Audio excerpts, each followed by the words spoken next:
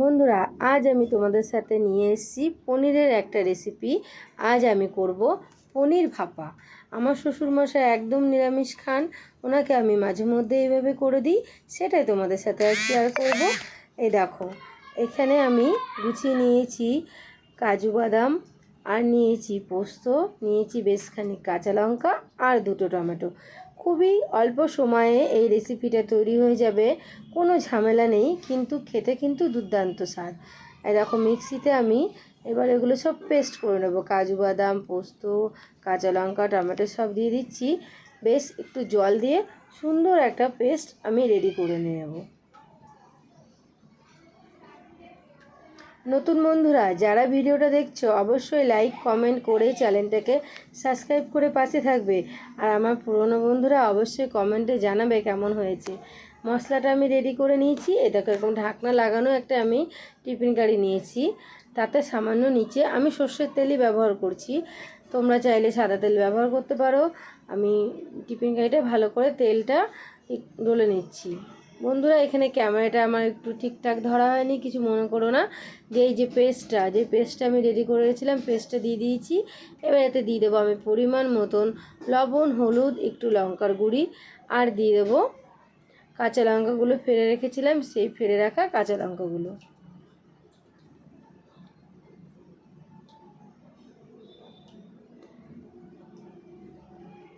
সব মশলাগুলো ভালো করে আমি মিক্সড করে নিচ্ছি পেস্টের সঙ্গে। এবার দিয়ে দিচ্ছি পনিরগুলো।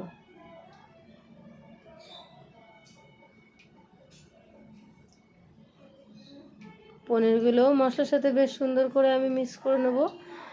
যেহেতু পনিরগুলো কাঁচা, বেশি নাড়াচাড়া করবো না, হালকা হাতে। তারপর উপর থেকে আমি বেশ খানিক সর্ষের তেল দিয়ে দিচ্ছি।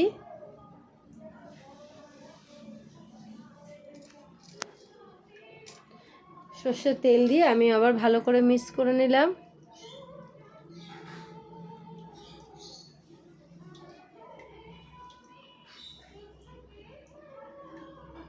দেখো, মিক্সিতে ধুয়ে যে জলটা, ওটাই আমি ব্যবহার করছি। আমি যে পেস্ট করেছিলাম, মিক্সির গায়ে অনেকটা পেস্ট ছিল, জল দিয়ে আমি গুলিয়ে নিলাম, সেই জলটাই আমি এখানে ব্যবহার করছি।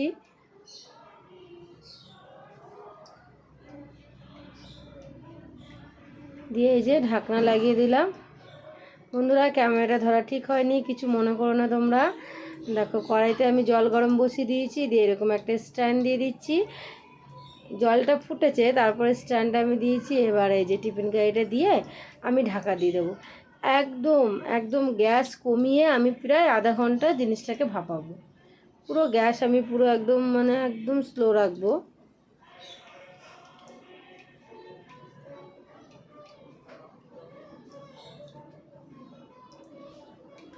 দেখো, ঢাকনা তুলে নিয়েছি, আমার এটা রেডি হয়ে গেছে। বেশ খানিক আমি ঠান্ডা করতে রেখেছিলাম, তারপরে এটা খুলেছি। ঠান্ডা হবে তারপরে খুলেছি। দেখতেই পাচ্ছ কালারটা দারুণ হয়েছে।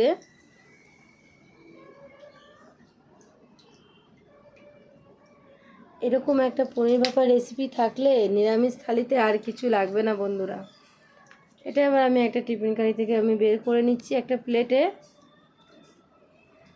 দেখতেই পাচ্ছ, দেখতে যেমন সুন্দর হয়েছে, খেতেও কিন্তু অসাধারণ স্বাদ। যদি ভালো লাগে অবশ্যই ট্রাই করবে।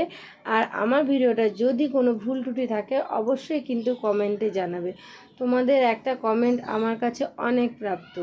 আবার দেখা হবে নতুন একটা ভিডিও নিয়ে তোমাদের সাথে। বন্ধুরা, পাশে থেকো কিন্তু।